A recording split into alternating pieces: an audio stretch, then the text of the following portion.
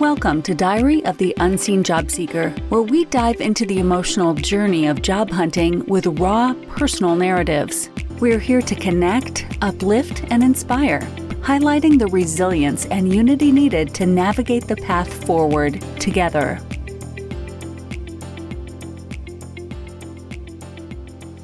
We are live. Welcome, Grizanie. Thank you so much for joining me today, and I appreciate your willingness to share your story. I know that it can be very vulnerable to say I'm going to share a story that's close to my heart, but I am happy to have you here. And so I want to see if you can just kick us off with a quick intro, snapshot into your life.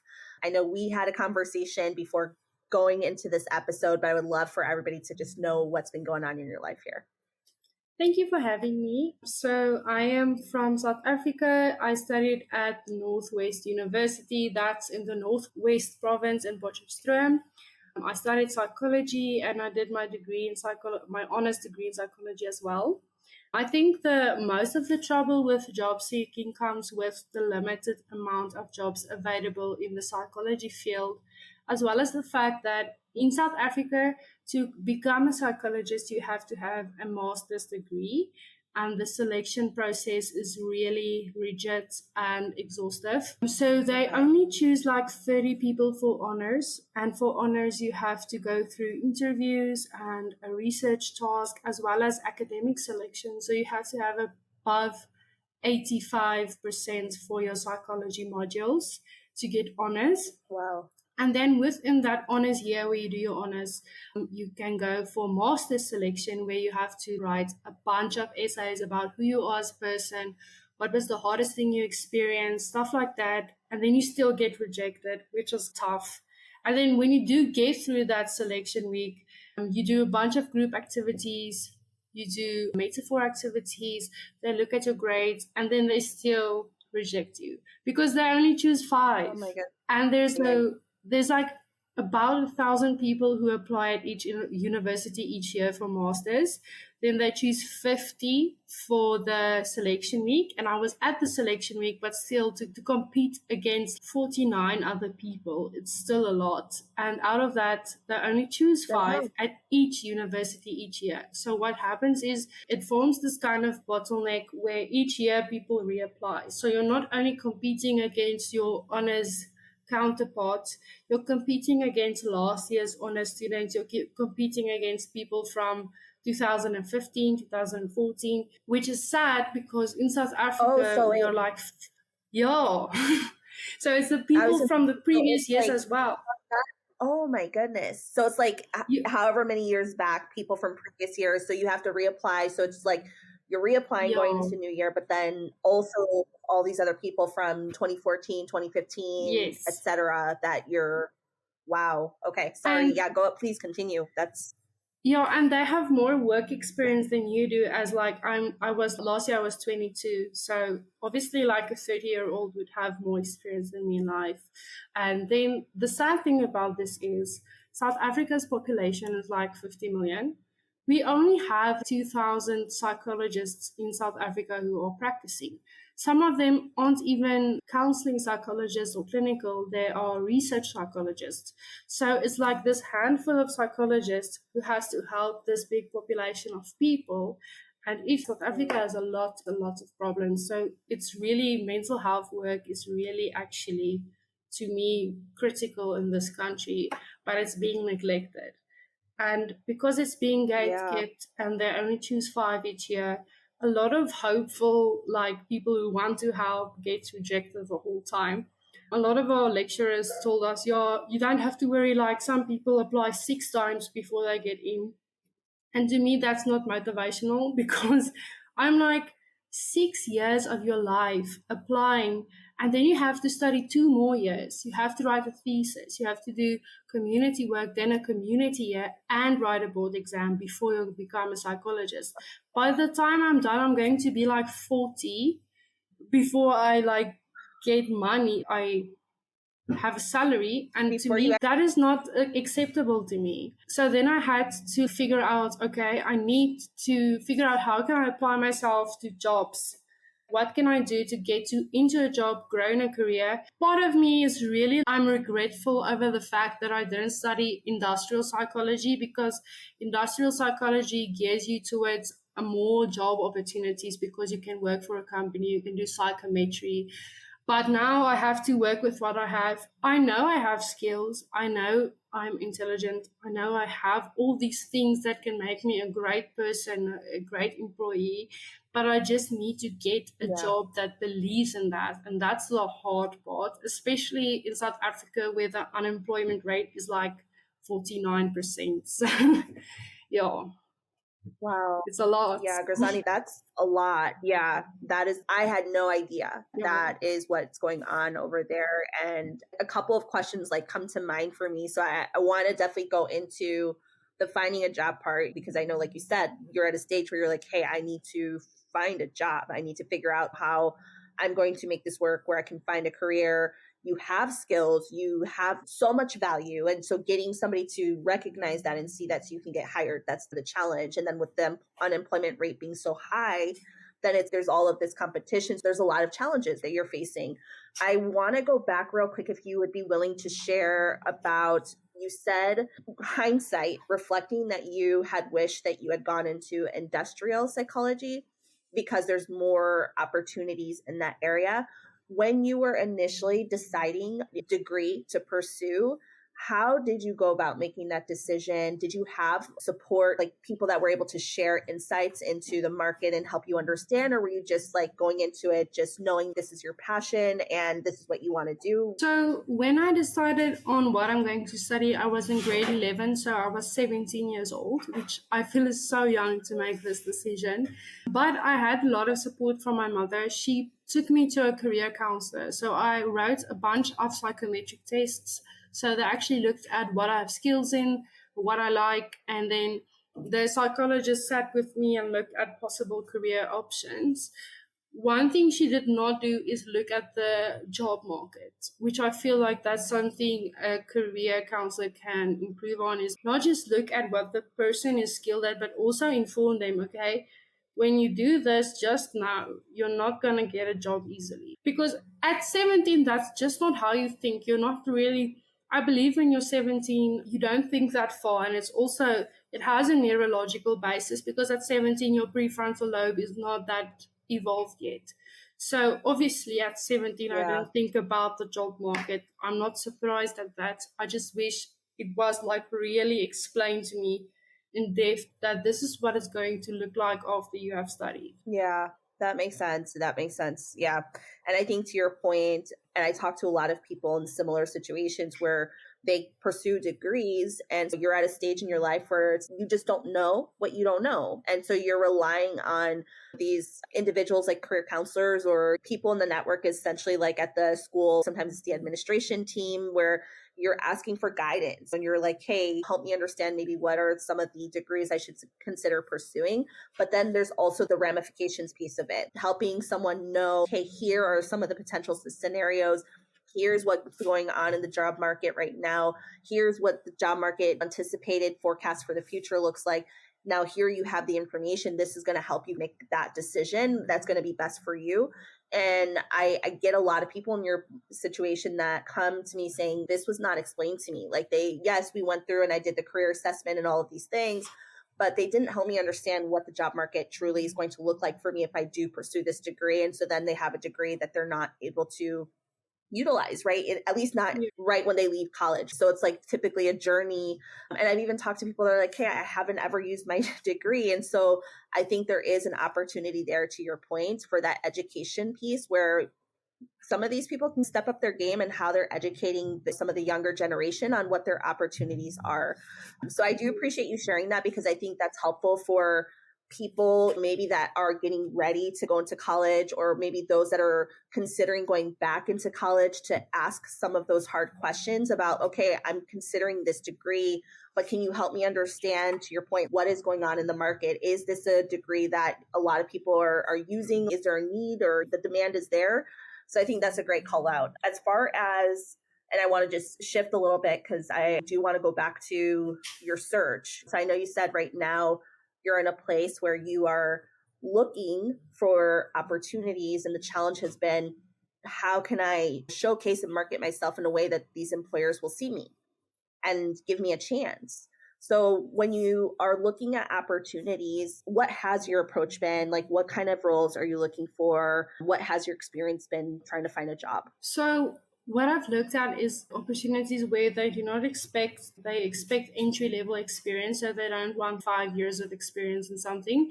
I've looked at HR roles, intern roles, there's IOP administration. I've also looked at people business because I feel like that is what I can do. Because I have a lot of experience as well. While I was studying, I also did leadership roles. I was on the house committee, so I organized a house of 200 girls. I had events of wellness week. I held health week. I held diversity week. So I did a lot of different stuff. I was also a project leader where I worked with the community. So I know I can do project management. I know I can work with the community. I know that I'm good with organizing, I have good organizational skills. I'm good with communication. And also, with psychology, I think you have a quite good grasp on communication as well and people. So I've been looking at that, and where I have opportunities to grow into other sector. Let's say I get the opportunity to work for this place and they help me grow into the field of psychometry, or they help me grow into the field of industrial psychology or HR, where I see, okay, I have a future for this. So I have been to I think 6 online interviews and then 3 in person, and then I have 1 next week.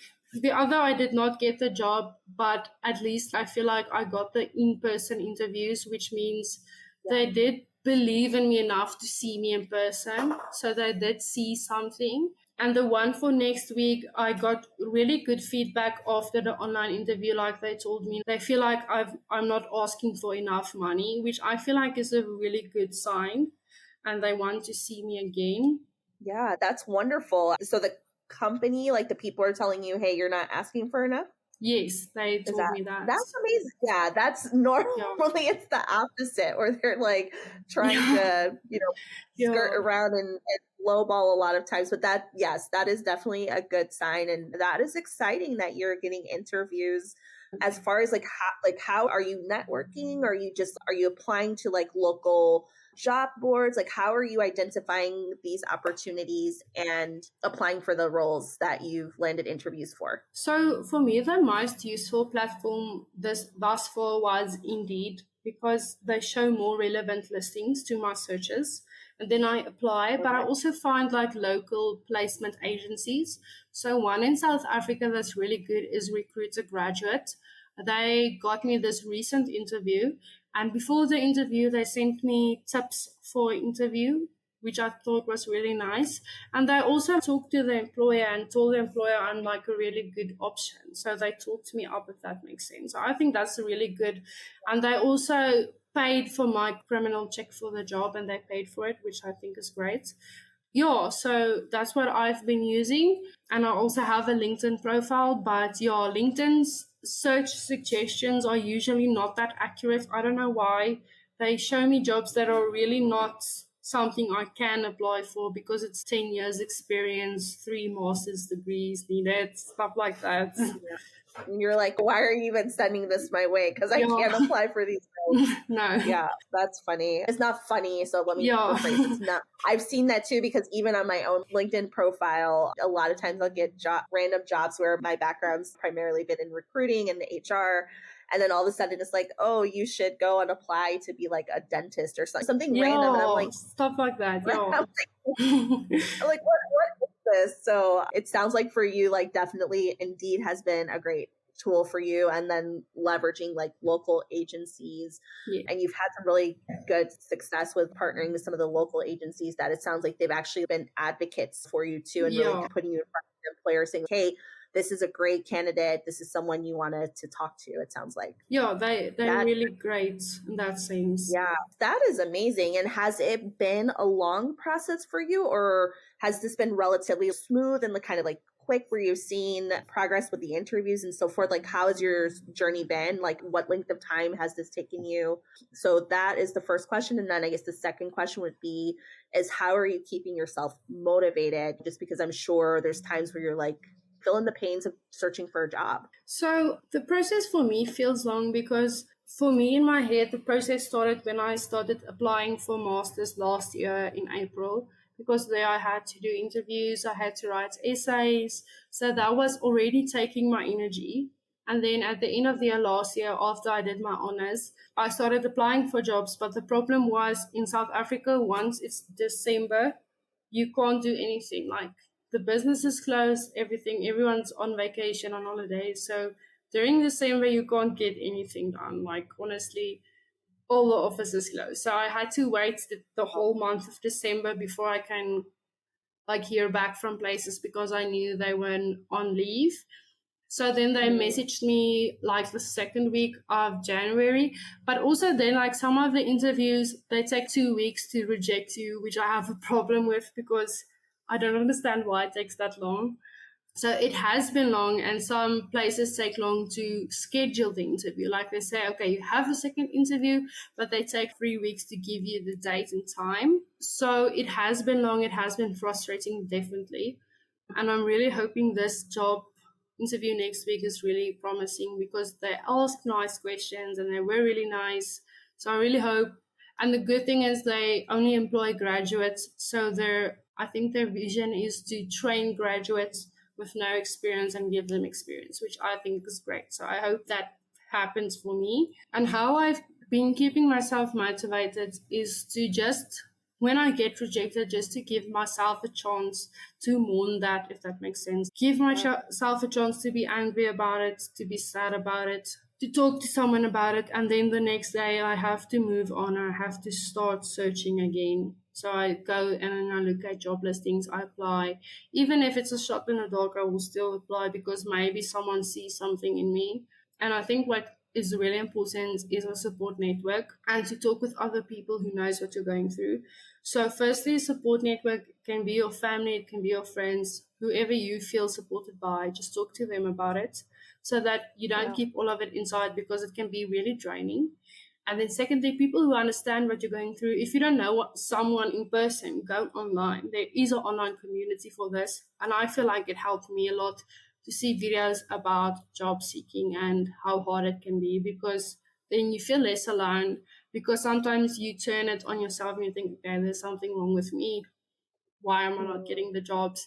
But then you go on that community. Okay, there's a lot of talented people who struggle as well. Yeah, you're absolutely right about that. And I love that you brought all of those points up, because plus one to everything that you're saying, I think that the more like I talk to people and hear people's stories and their journeys similar to you, it's like it feels alone, which is why like I wanted to even start this podcast, for example, because I'm like, there's so many people that are struggling, people that are talented, that are they're questioning their entire lives, and they're questioning, do I have value? Because they're applying for jobs and then they're getting rejected, or they're applying for jobs and they're not hearing anything back. And it's, what do I need to do in order for somebody to see me, to hire me? And so I thank you for being so open to share that, because I think a lot of people, to your point, are in that situation where when you're struggling to find a role, knowing that you have these skills and this experience, but when you're getting no feedback or you're getting rejections, it does become very daunting, and you feel alone and isolated and overwhelmed, all these different emotions and sense of worth. I was even thinking about, yes, like now, like I have my own company, but there was a point where I was like on the fence if I was going to start my own company or if I was going to start applying for jobs.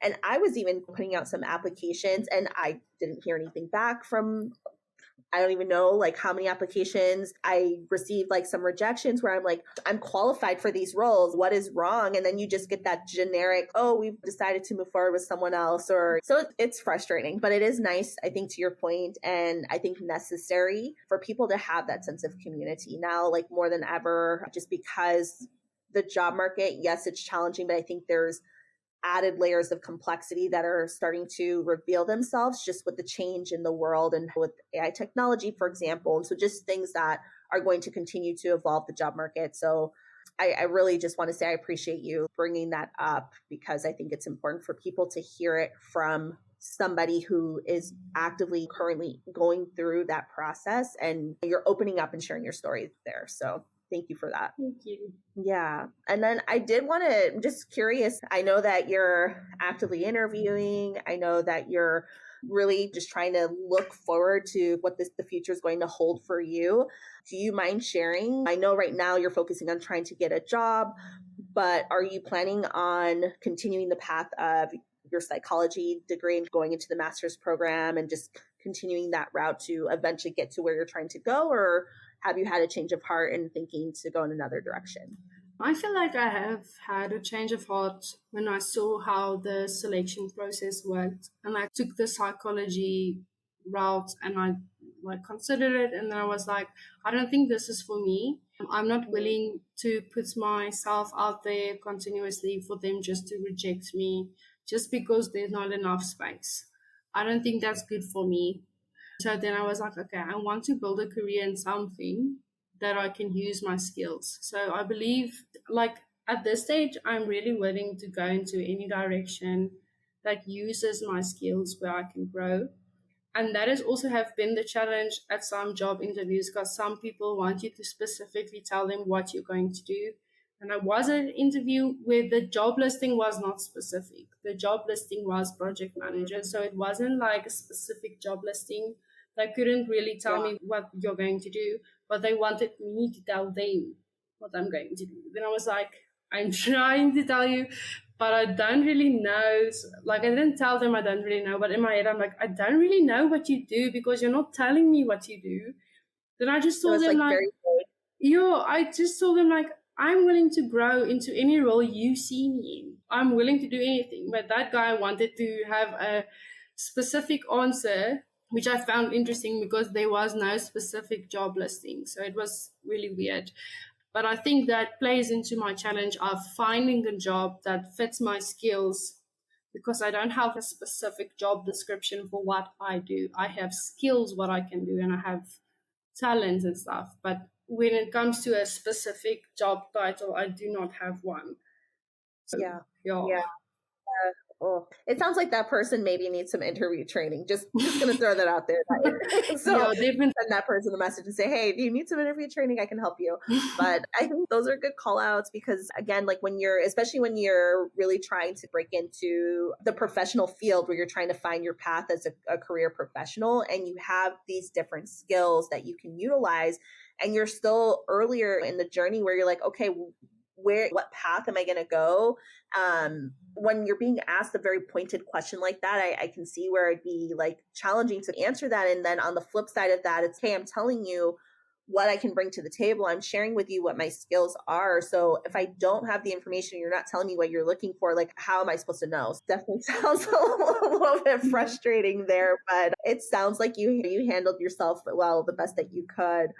That actually reminds me, I'm curious, random question that just came to my mind as far as interviews go. Have you had any strange interviews or any strange interview questions, or a question that was particularly challenging for you that you would be willing to share, something that stands out top of mind? The strangest question was from the same interview. So the guy was Spanish. I think there was maybe a cultural thing as well to do with it.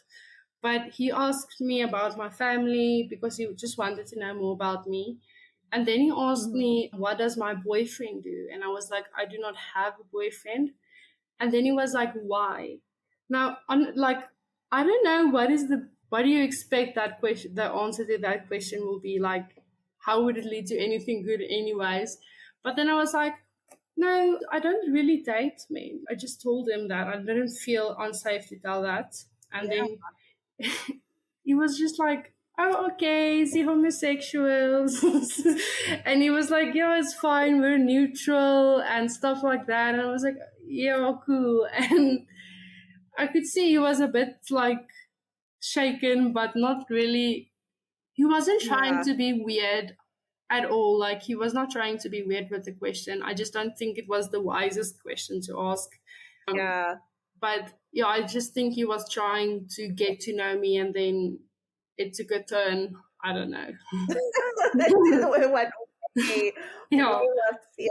That's, to me, that sounds like an HR issue. I'm like, I feel like I this was person so definitely needs surprised. some training.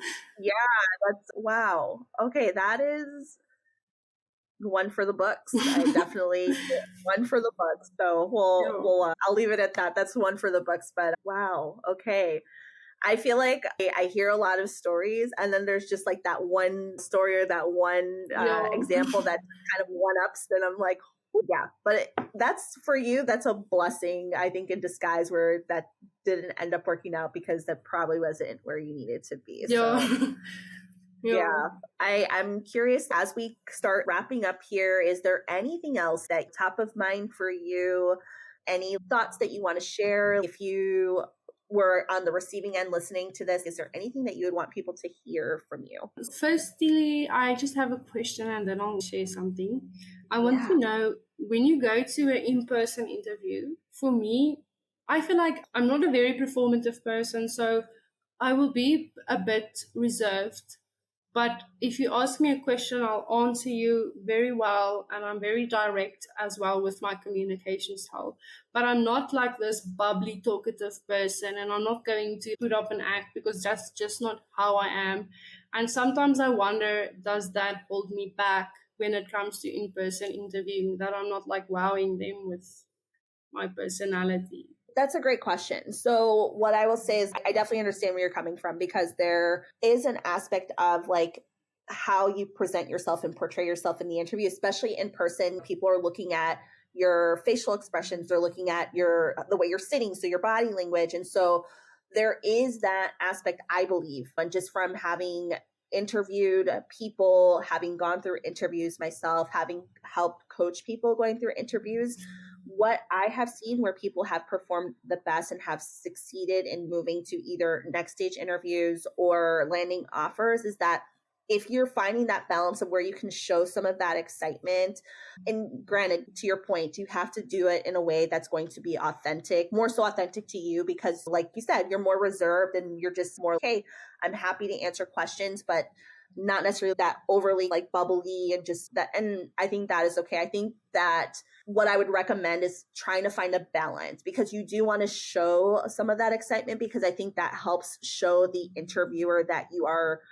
really interested in the opportunity. And that's really the goal. One of the goals is you want to show that you're interested, you're engaged, you want to show them that, you are ready to jump in. And so part of that is just how you show up. And so if you're more bubbly and you're more like talkative, maybe like talkative in the sense of you're like engaging in the conversation, smiling a little bit, you're probably going to see better results, just because if you're there and it's more of like you have the stoic face and you're just, okay, I'm going to answer the questions, then they might feel like, I don't know if is this person really interested or not, or, but also thinking about the fact too that some of it is like there's a cultural aspect to it too, because in some cultures, like the way people communicate, that is just not, that expressive nature is just not the way people communicate. So I think for you, I would recommend finding a balance. So maybe in the beginning, just like, of course, starting with a smile and I'm so excited to be here, looking forward to this conversation, however you want to introduce it, and then go into your natural kind of state where you're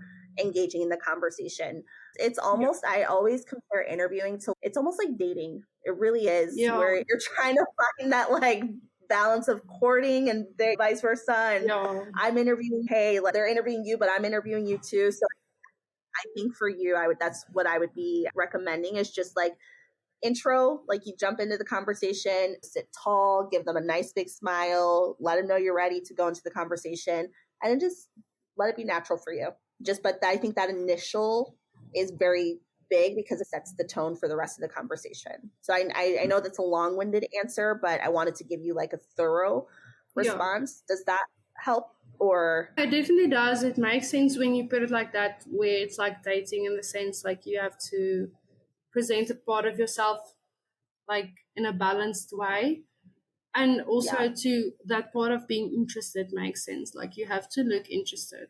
So I think asking a lot of questions also would help, like a question about the business or the company. Absolutely. Yeah, no, definitely you're spot on. Yeah, I always tell people, because I've had people that are like, oh, I don't ask questions. Or I'm like, you need to be asking questions in the interview. Like that is a almost I would say like a non-negotiable, because you, to your point, it's part of that. You're engaged. You're showing them that you're interested, you're invested, you've done your homework, you're engaged in what the company has to offer. So absolutely. I think that's a great call out too. The questions is big. Okay. All right. So we're back. Okay. So yes, if you have any final thoughts that you would be willing to share, that you'd like to share, whatever is on your mind that you want to close us out with, I would very greatly appreciate that. And I think the audience would too. Okay, so I think most important takeaway is to try to have as much experience as you can with people in terms of, do you see an experience where you can do leadership or you can get involved with the community? Make friends with different kinds of people. It gives you different perspectives. It helps to do that. And just when you see an opportunity to grab it, it's very important, especially when you're young, to try to get as much life experience as possible, because I really think that makes you a more valuable employee at the end of the day, and most importantly, a better person, because you have more understanding of what other people go through as well. Yeah, absolutely. I think that's wonderful advice, Grizanie. Thank you. That I +1 definitely on getting to know people, meeting people, trying to get as much experience as you can, being open to opportunities as they come your way. And I think keeping an open mind is really big too, because sometimes things will come to us and we are like, oh, but this isn't necessarily like what I thought was thinking, or this is not the path that I was thinking of going, but it could be a really great opportunity. So I think staying open is a really great call out. So thank you so much for being on this conversation with me. Thank you for engaging. Thank you so much for just sharing your story and coming to the table today. For joining us on Diary of the Unseen Jobseeker. Today's stories remind us of the strength found in vulnerability and the power of shared experiences. Until next time, keep the faith, embrace the journey, and let's continue to support each other in the unseen struggles and triumphs of job seeking. Here's to finding our way together.